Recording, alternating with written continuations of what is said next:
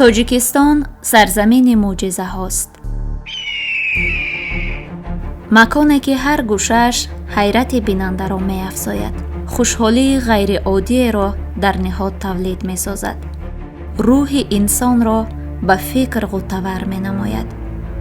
این زیبایی چگونه تولید شده است؟ این معجزه را طبیعت چطور به وجود آورده؟ درختان و نهالانی که قعر سنگ را شکافته سر بیرون کردند، با کدام قوت و اراده زندگی را به جلوه می آورند؟ آیا این تنها قدرت طبیعت است یا هم دیگر فهمی حیرت انگیزی که به هر گوشه تاجیکستان زینت بخشیده؟ صدها چنین معجزه هایی هستند که هوش انسان را می ربایند.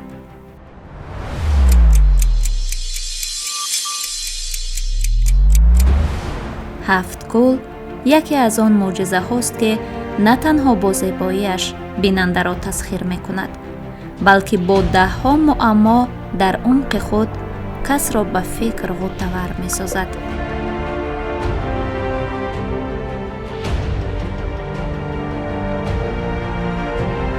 کوههای فان قسمت بلندترین قطارکوه زرافشان شناخته شده است. این کوهها عادی نیستند. چنان آفریده شدند که از روی تصویر به واقعی بودنش شبهه پیدا می شود. گویا ماهرترین و با استعدادترین رسام چنین قلعه‌های نازنین را روی اوراق به تصویر درآورده.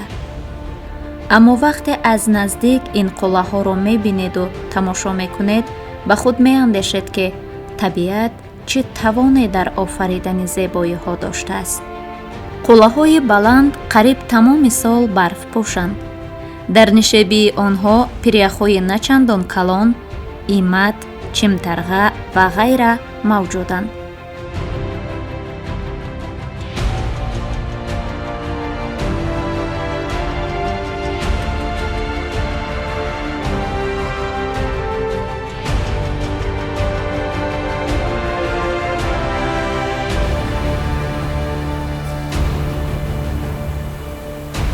در همین منطقه زیبای دیور بیش از 30 کوه دارای آب شفاف و سرد موجود است که از قلعه‌های بلند برفپوش کوهی سرچشمه می‌گیرند.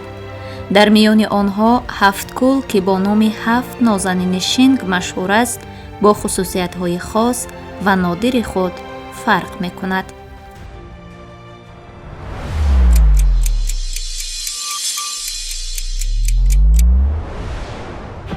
هفت کول макони ҷойгиршавӣ шаҳри панҷакин, қаторкӯҳи зарафшон, ҳудуди ҷамоати деҳоти шинг. ҳазорчашма, марғузор, хурдак, нофин, ҳушёр, соя ва мижгон бо ин тартиби номгузорӣ ҳафт кулро ташкил медиҳанд.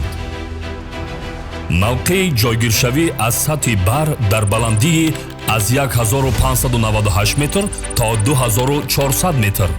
фарқи баланди байни кӯлҳои мижгон ва ҳазорчашма 802 метр мебошад. масофа аз кӯли мижгон то ҳазорчашма тақрибан 20 километрро ташкил медиҳад.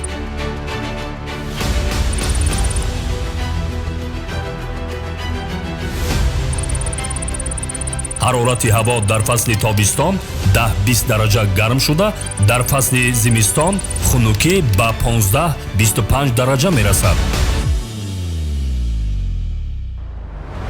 мо дар хусуси кӯлҳое ки дар дарёчаи шинг ҷойгир шуданд, бо дар таърих, дар масалан сайёҳӣ ва дар илми ҷаҳонгардӣ ҳамчун 7 кӯл ё 7 нозанин пазируфта шуданд, сухан хоҳем гуфт. ва ин 7 кӯл яке аз натиҷаҳои мӯъҷизаи табиат, яъне ки 7 кӯл дар натиҷаи ҳодисаҳои табиӣ ба вуқӯъ омадааст.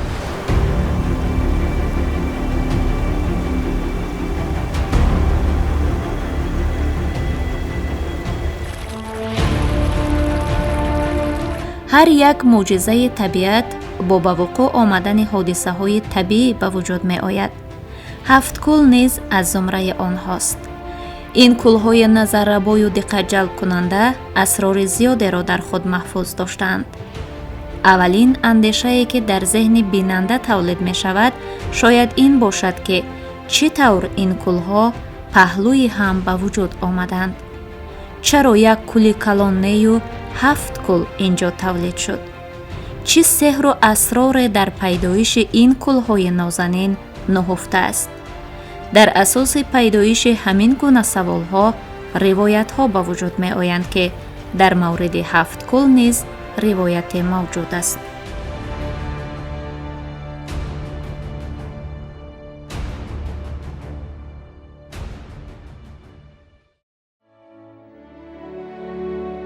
аз ривоятҳои мардумӣ омадааст ки замоне дар ин дараи афсонавию пурасрор оҳангаре зиндагӣ мекард. ин оҳангари моҳиру тавоно соҳиби 7 духтари нозанин буд. духтарон яке аз дигаре дилработар буданд.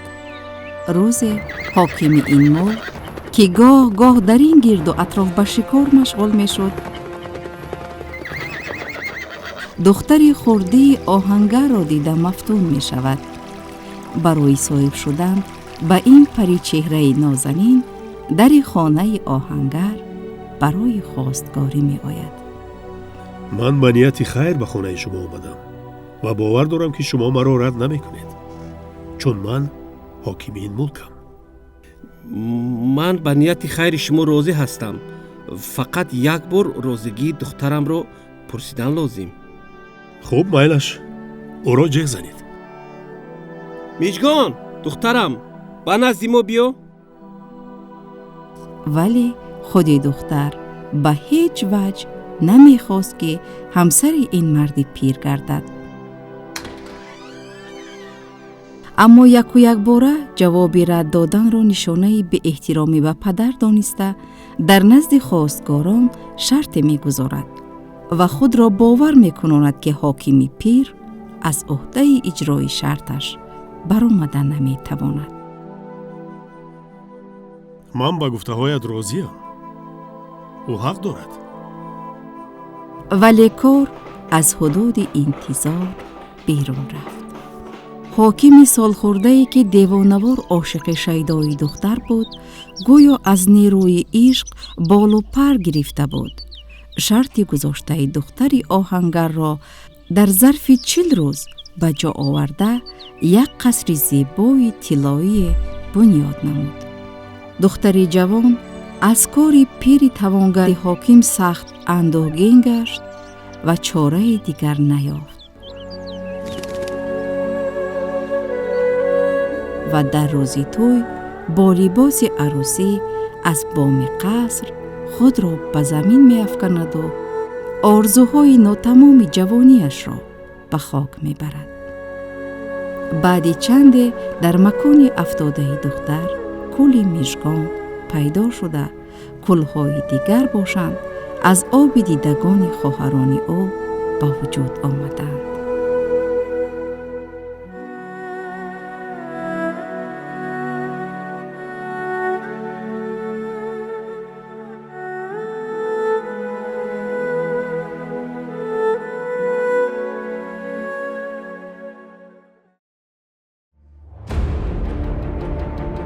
маълум аст ки чунин ривоятҳо яку якбора пайдо намешаванд ва паҳн гаштанашон ҳам шояд ҳикматҳое дошта бошад. инсон бо шунидани чунин қиссаҳо эҳсос мекунад ки гӯё ҳар мавҷи об, ҳар санги соҳил, ҳар бутаи назди кӯлҳо, ҳар рексанге ки инҷо мушоҳида мешавад сухане, андешае ё ишорае дар дил доранд.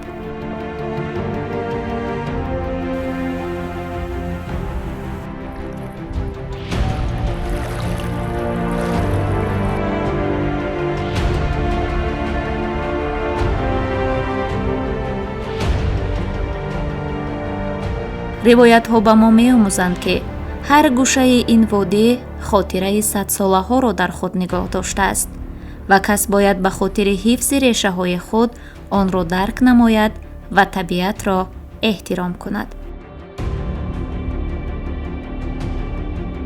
روایتی را که درباره 7 کل شنیدیم تنها یک روایت نیست، بلکه 7 اشاره از گذشته، 7 رمز مهر و درد، زیبایی و عرفان است. اما باز هم سوال به میان می آید که این روایت ها در معرفی نمودن موضوع های جالب طبیعت چه نقش می گذارند و تولید آنها برای مردم چه اهمیت دارد؟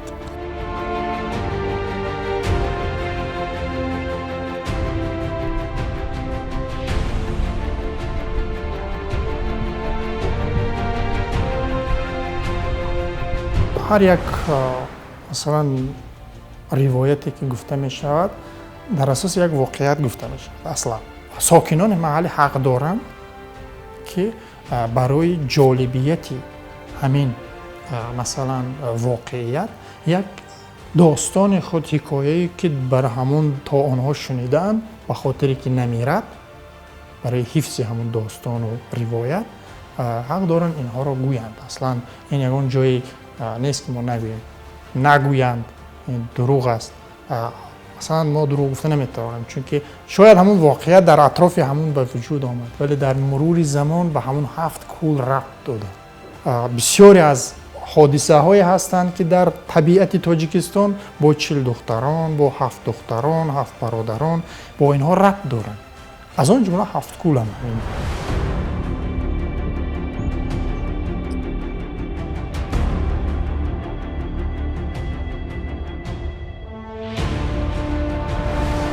وقتی از بلندی به این قلعه دلکش می نگرید، تعجب بیشتر می شود.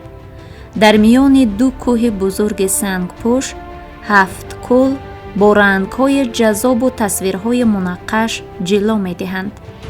جوهر نیستند، اما مثل 7 آینه‌ای که در دل سنگ نورهای خورشید را عکس نمایی می کنند، می درخشند. مشاهده آن احساس گوارایی را در دل تولید می سازد و کس به خود می اندیشد که طبیعت واقعاً توانسته است از حد تصور هم زیباتر باشد. از یک کل به کل دیگر آب جاری می شود، ولی دیواری بین کلها کنده نمی گردد. چون این منظره های حیرت آور در این گوشه زیبای دیار بی حساب است.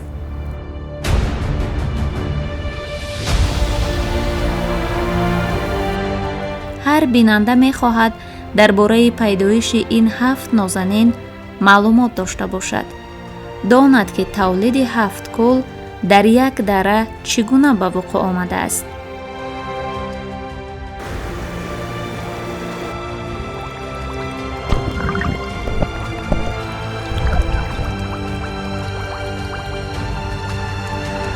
هفت کول آن چیزی طبیعی است، یعنی که نتیجه حادثه طبیعت 7 کول را به وجود آورده است. در نتیجه فرو ریختن کوه‌ها، در نتیجه شاید زمین لرزه ها و لغزش مثلا قبط زمین و به وقوع آمده است. وقت از آنی که سد راه مجرا گرفته شد، آب جمع شد و سطح معین رفت، ولی باز وارد کوه شد. قبط سنگ ها و خرسنگ ها به دیگر جا رفت و آنجا هم به یک کول دیگر مبدل شد. یعنی که همون لغزش هایی که در قد همون وادی به وقوع آمدند، این کول را تشکیل کردند. یعنی این نتیجه حادثه طبیعت است.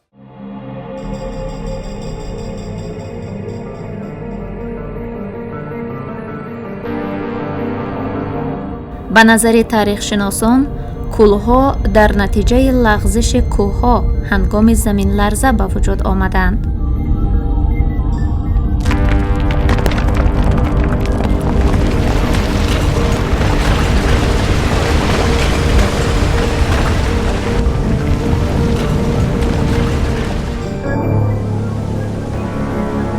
سپس بارشات و سیل سبب زیاد گشتن تعداد آنها شد. یعنی احتمال می رود که شاید در اول این کولها 1 یا 2 شماره را تشکیل می دادند، ولی آهسته آهسته به 7 کول تبدیل یافت و همین طور باقی ماند. ما اکنون بچه بودیم، بین کول دوم کل سیوم اینها کلها یک جایه بودند. اما آخر سال 80 از دهه و گوردره سیل فرامد. سیل فرامد و پیش کلهای بس از هم جدا کرد. و سطح آب کلها هم بلند شد. خصوصا کل هوشیار سطح آبش بلند شد. راهی که راه ماشینگردی که پیشتر لب کل بود زیبای ماند. نماز زیر آب ماند. ҳар як кӯл дар ин ҷо номҳои ба худ хос ва мувофиқ доранд. кӯли мижгон, кӯли соя, кӯли ҳушёр, кӯли нофин, кӯли хурдак, кӯли марғзор ва кӯли ҳазорчашма.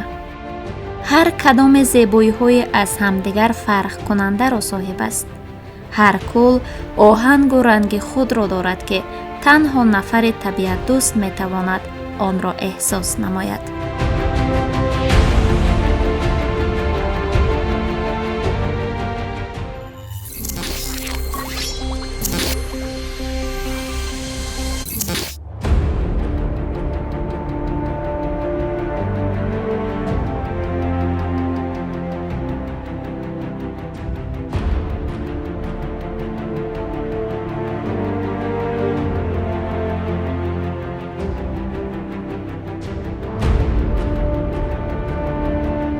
кӯли аввал мижгон ном дорад. мижгон ҳам номи зебо аст ва ҳам зебоиро ифода мекунад.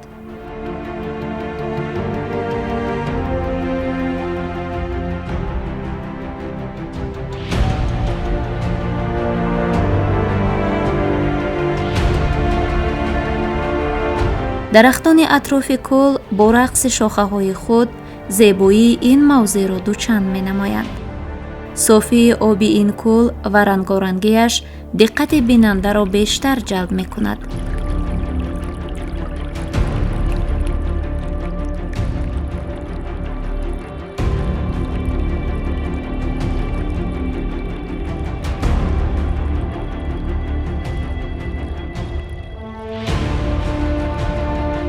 мувофиқи баъзе сарчашмаҳо кӯли мижгон вобаста ба вазъи боду ҳаво ранги бунафш, нилобӣ, сурх, кабуд ва дигар рангҳоро ба ҷило меорад. ин сарчашма аз садрангии кӯл ва лаҳза ба лаҳза зеботару ҷилоноктар шудани он дарак медиҳад.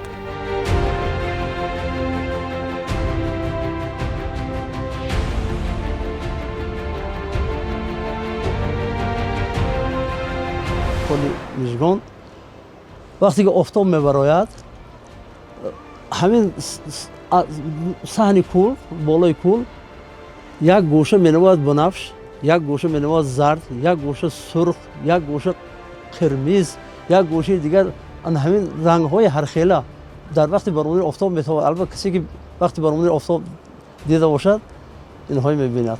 این حادثه طبیعی است که آنها رنگ های آبی کولها از عمق آن، از چقوری آن، از رنگ کوه منشأ میگیرد و یک رنگ خاصی رو با منظر ما و نظر ما نشان میدهد که در نظر ما رنگ های دیگر دارند. این واقعیتی که دیده میتوانیم.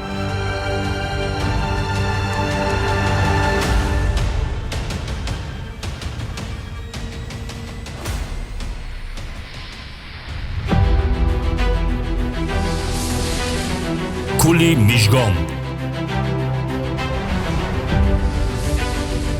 дарозии кӯл 750 метрро ташкил дода паҳноияш ба 67 метр мерасад.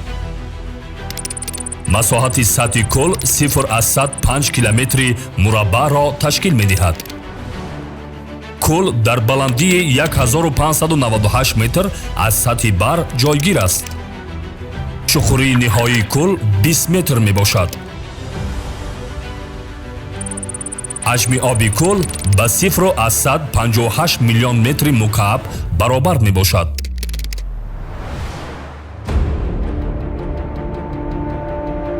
кӯли соя. соя унвон гирифтани кӯли дуюм бесабаб нест. субҳгоҳон баъд аз зуҳур намудани офтоби оламоро андаке нагузашта кӯлро соязер мекунад. қуллаҳои баланди кӯҳсори сангпӯш кӯлро чунон ба оғӯш гирифтанд, ки хуршед низ гӯё бо эҳтиёт сар аз паси онҳо боло меорад.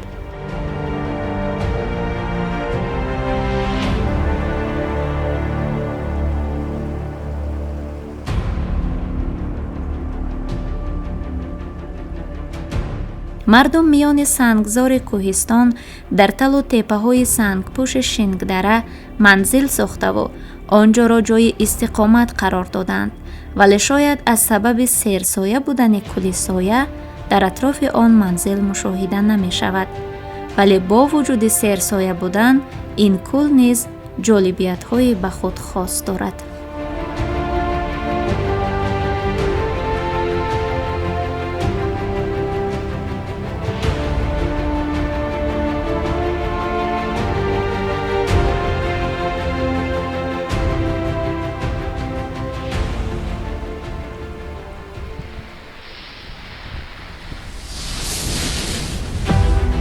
кӯли соя. дарозии кӯл 420 метрро ташкил дода, паҳноияш ба 100 метр мерасад.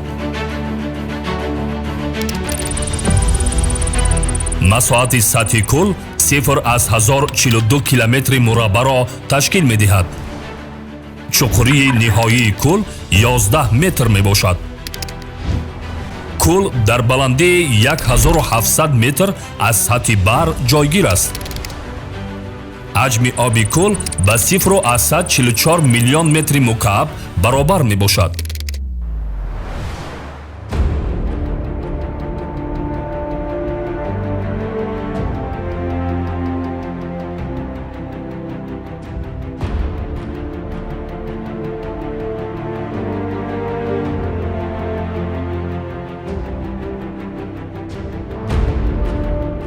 кӯли ҳушёр. ин кӯл дар бари кӯли соя ҷойгир аст. баҳорон дар ин ҷо гулҳои тару тоза рӯида атрофи кӯлро муаттар мегардонад. вале наворгирии мо ки дар фасли сармо буд, ҳанӯз ҳам он зебоӣ ва назокату тароват дида мешуд.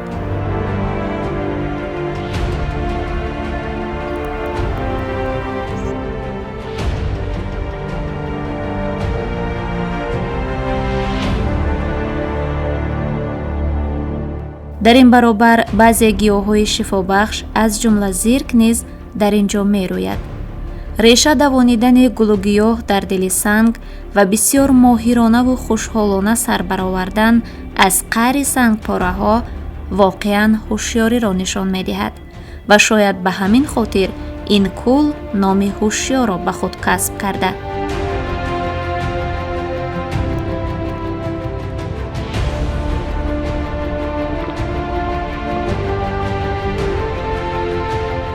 бутаҳои тару тоза, гиёҳҳои рангоранг, гулҳои кӯҳӣ ки бо андак вазидани насим ҷунбиш хӯрда рақси ҷолиберо дар назар намоён мекунанд, атрофи кӯлро боз ҳам зеботар ба ҷилва меоранд.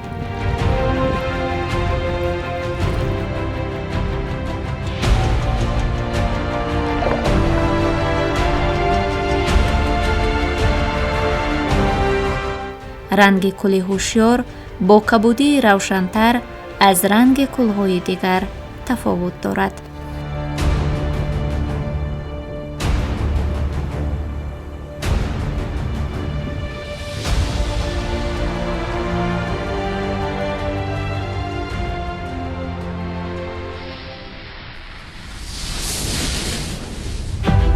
кӯли ҳушёр.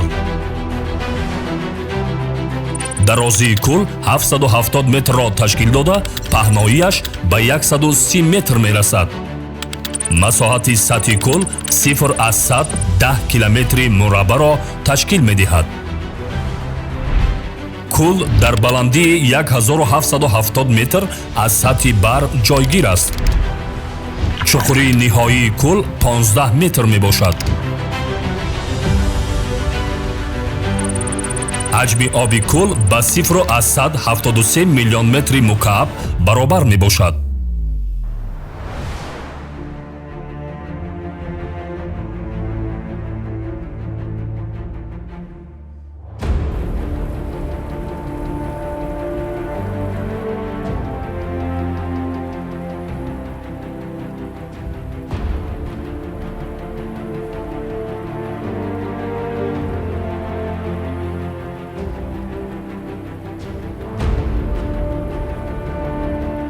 کل نافین. کل نافین در میان قله‌های خاموش کوهی راز ناکشاده را میماند و گویا هر قطره آبش حکایه ناگفته خود را دارد. آب مصفای آن مثل آینه کبود آسمان می درخشد و سنگ‌های خرد قعر آن مثل جواهرات کوهی نمایان می شوند.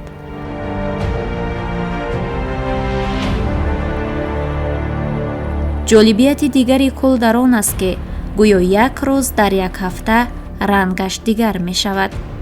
اول گلابی، بعد رنگ سرخ آرام را می گیرد و این شنیده ها به بیننده می فهماند که در اینجا چیز بیشتر از آب و سنگ وجود دارد. میگویند که همین دهه نافین قلعه‌اش هست. اونا این باستانشناسا تحقیق کردگی زمان شوروی بعد اکنون همینجا آدمای زندگی میکردن. خب بین اینها چی نظام میشود و خلاص دست به کشتار میزنن. همین خون اومده با کل همراه شده باشد و از همین جمعه روزهای جمعه یک گوشه کلبه یا نصف کلبه سرخ میشده است، اما من به چشم نمیبینم. در بالا ابرهای سفید با آرامی حرکت میکنند و انعکاس آنها در روی آب چنان روشن است که فرق کردن آسمان اصلی از آسمانی که در آب تجسم یافته است دشوار می‌گردد. اینجا دل در حضور زیبایی که شرحش به زبان دشوار است آرام می‌گیرد.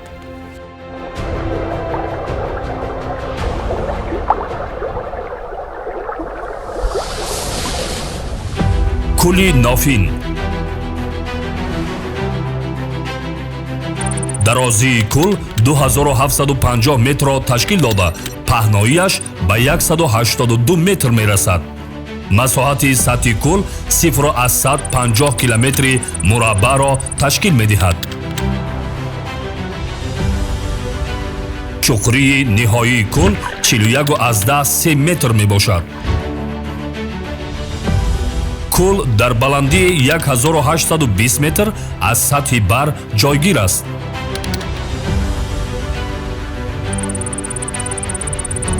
ҳаҷми оби кул ба 6 миллион метри мукааб баробар мебошад.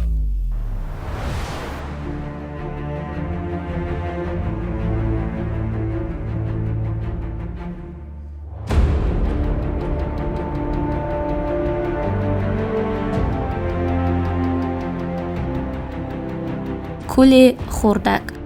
کل خردک مثل ذره از زیبایی نادر در میان دره زیبا منظر شنگ پنهان است.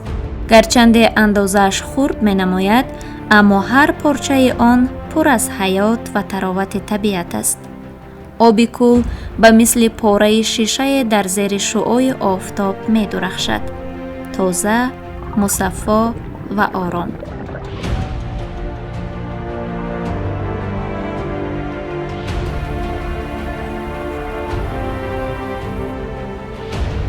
گیاهای کوهی با رنگ‌های گوناگون ساحل را مثل قالین طبیعی آرا دادند.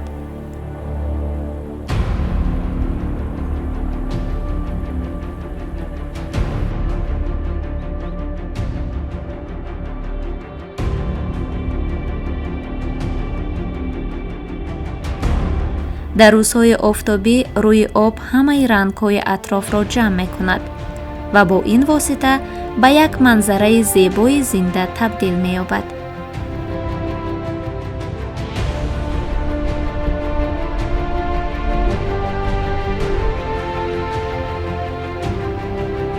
این کل در نظر خرد می‌نماید ولی تاثیرگذاری بزرگ دارد. به هر که به آن توقف می‌کند احساس گوارا می‌بخشد.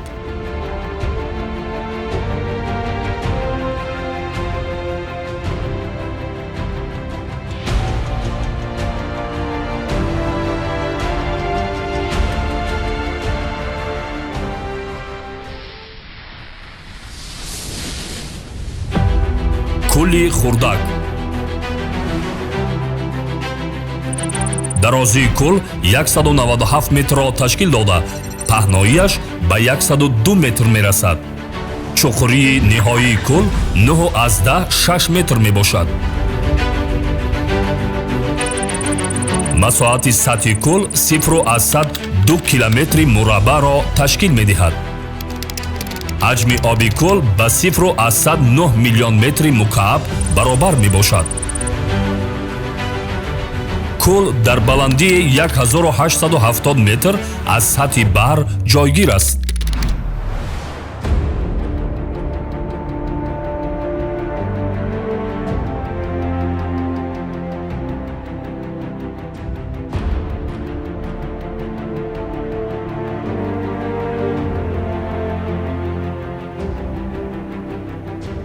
марғзор порчае аз ҷаззобии табиат ки дар байни кӯҳҳои сарбаафлок кашида мавқеъ гирифтааст.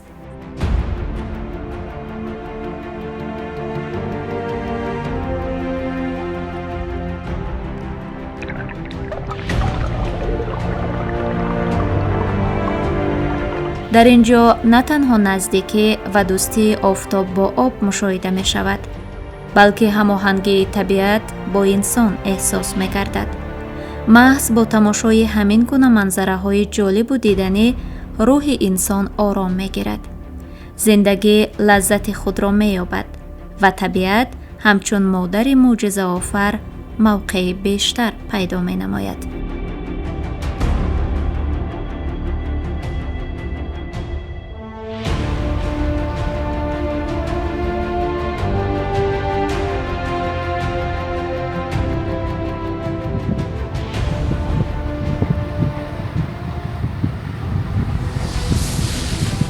кӯли марғузор.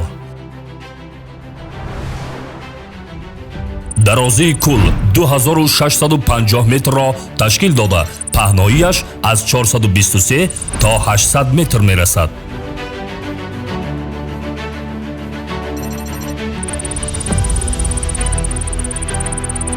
масоҳати сатҳи кӯл 112 километри мураббаъро ташкил медиҳад. чуқурии ниҳоии кӯл 46-7 метр мебошад. кӯл дар баландии 2139 метр аз сатҳи баҳр ҷойгир аст.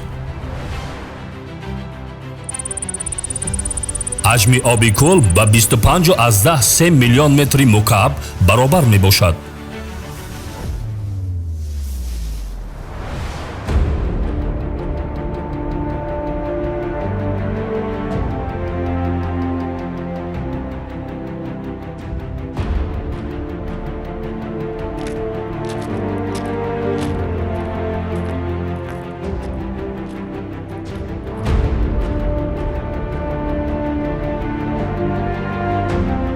кӯли ҳазорчашма. ҳазорчашмаро метавон ба диле шабоҳат дод ки аз ҳазор раги табиат нерӯ мегирад. дар атрофи он ҳар ҷо чашмае аз қаъри санг берун мешорад. ҳар чашма роҳеро ба сӯи кӯл меёбад ва ҷорӣ мегардад.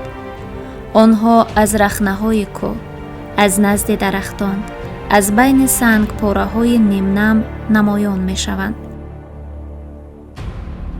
гӯё садҳо нерӯҳои кӯҳӣ ба як нуқта равонанд.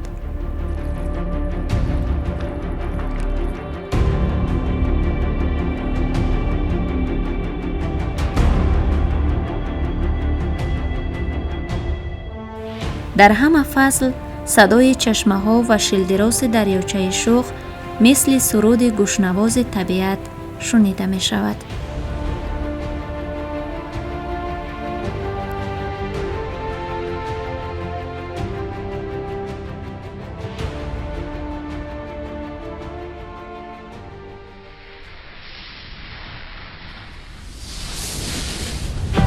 кӯли ҳазорчашма. дарозии кӯл 2050 метрро ташкил дода, паҳноияш ба 454 метр мерасад. масоҳати сатҳи кӯл 0-193 километри мураббаъро ташкил медиҳад. чуқурии ниҳоии кӯл 45 метр мебошад. кӯл дар баландии 2400 метр аз сатҳи бар ҷойгир аст. ҳаҷми оби кӯл ба 25.1 миллион метри мукааб баробар мебошад.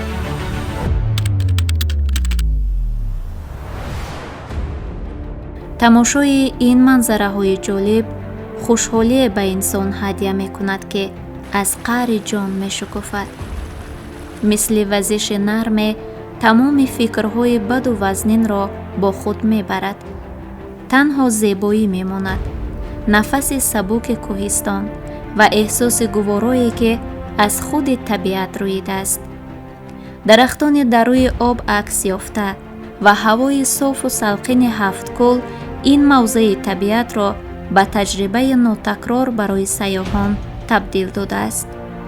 равиши об аз як кӯл ба кӯли дигар бинандаро мутағаййир мекунад. яъне аз кӯли ҳафтум ба кӯли шашум об тавассути дара ва дохили сангҳо ҷорӣ мешавад. болои он мардум хона андохтаанд. аз зери хонаҳо низ об ҷорӣ мешавад, вале ҳеҷ хатаре манзилҳои истиқоматиро таҳдид намекунад.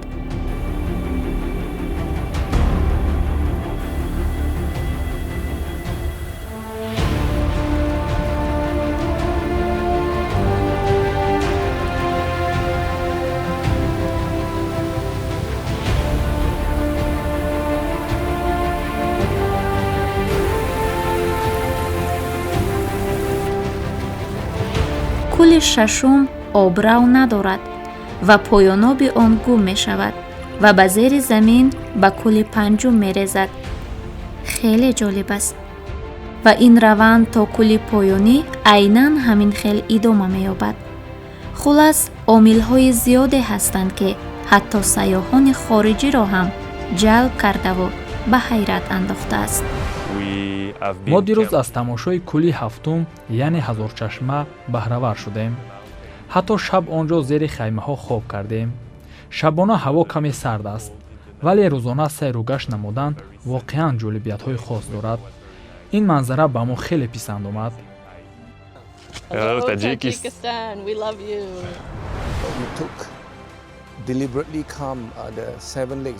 ман борҳо тавассути фазои иҷтимоӣ дар бораи зебоиҳои Тоҷикистон, хусусан ҳафткӯл маълумот гирифта будам.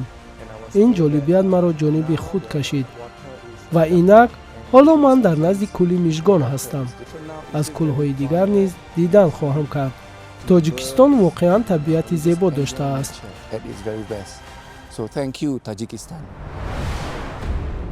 аз баландии роҳҳо кӯлҳо ба мисли оинаи табиат ба чашм метобанд ва ҳар боду абре, ки аз болояшон мегузарад, ба онҳо тасвирҳои ҷолибтаре мебахшад. аммо барои ҷалби бештари сайёҳон инфрасохтори солиму муассир бисёр муҳим аст. роҳҳои ҳамвору бехатар, нуқтаҳои нишаст ва истироҳат, марказҳои иттилоотӣ, ҷойҳои махсус барои аксбардорӣ, меҳмонхонаҳои хурди экотуристӣ метавонад ин гӯшаи биҳиштиро боз ҳам ҷолибтар гардонад. имрӯз ҳам шумораи сайёҳоне, ки аз ин гӯшаи зебои диёр дидан мекунанд, зиёд аст.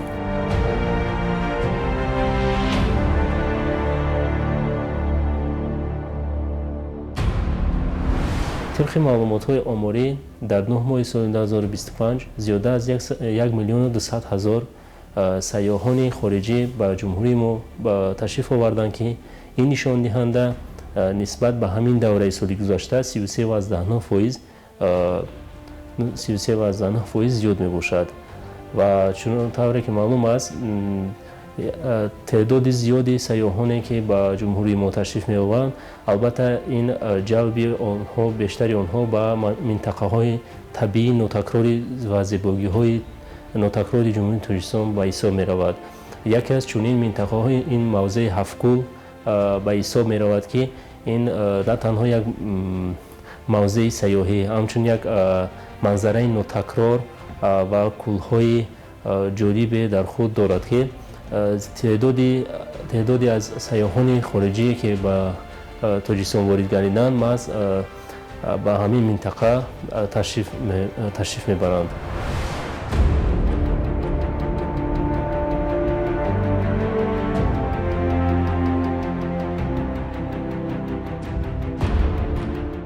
инфрасохтор бояд бо диққату бо эҳтиром ба табиат бунёд шавад, то ҳам муҳити зист ҳифз гардад, ҳам сайёҳон истироҳати хубу хотирмон дошта бошанд.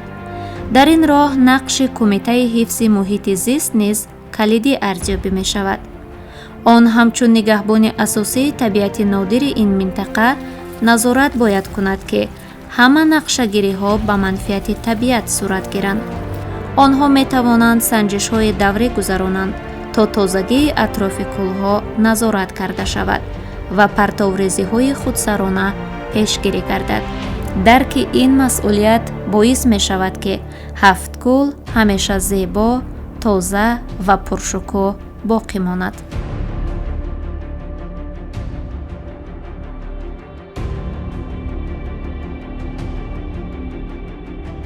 кумитаи ҳифзи муҳити зист назди ҳукумати ҷумҳурии тоҷикистон аз нестшавии намуди набототу ҳайвоноти мавзеъи ҳафткӯл назорати доимӣ мебарад ва чорабиниҳое ки дар мавзеъи ҳафткӯл ҳамасола мегзаронад, ҳадаф аз он аст ки доимо соҳил ва дохили кӯлҳо тозаву озода нигоҳ дошта шаванд.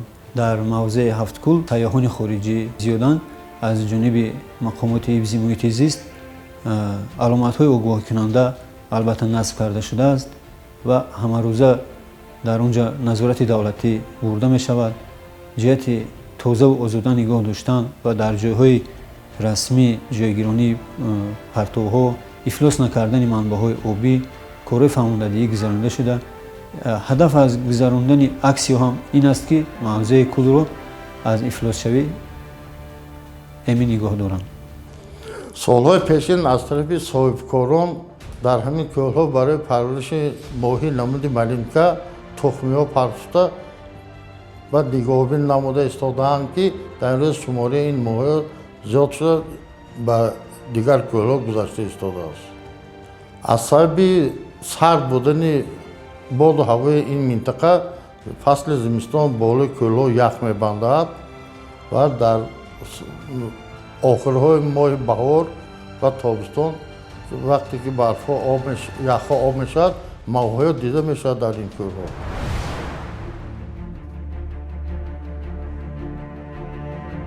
тамошои ин мавзеи диданибоб ба мо як ҳақиқатро нишон медиҳад ки табиат ҳамеша барои дилҳои бедор нозукӣ ва шукӯҳи нав мебахшад.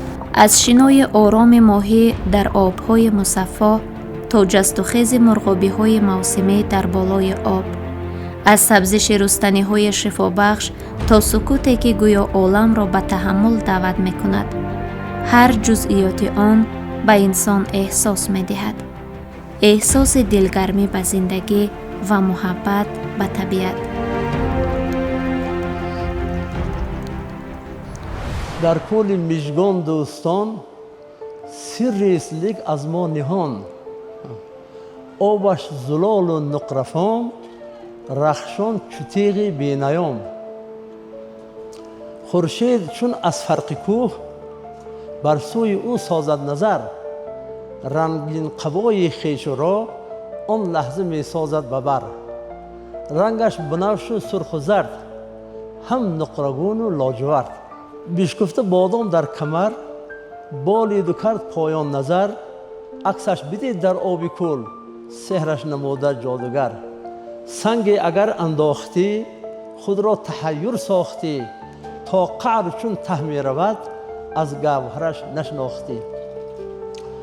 ӯ чун нигини дилбарӣ, кӯҳҳош чун ангуштарӣ, бигирифта ӯро чамбарӣ, шуд шӯҳраи баҳру барӣ.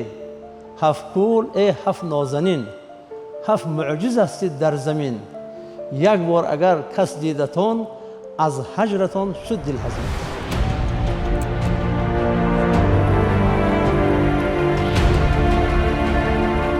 ҳафткӯл маконе нест ки танҳо дидаҳоро мафтун кунад. он дили инсонро бедор, рӯҳро сабук ва зеҳнро ором месозад.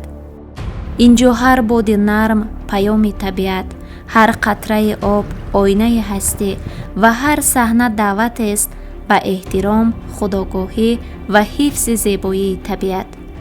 ҳамин аст сирри ҳақиқии ҳафткӯл, маконе ки дар он табиат ва инсон ба ҳам наздик мешаванд ва дар дили ҳар бинанда порае аз оромии абадии ин водӣ нақш мебандад.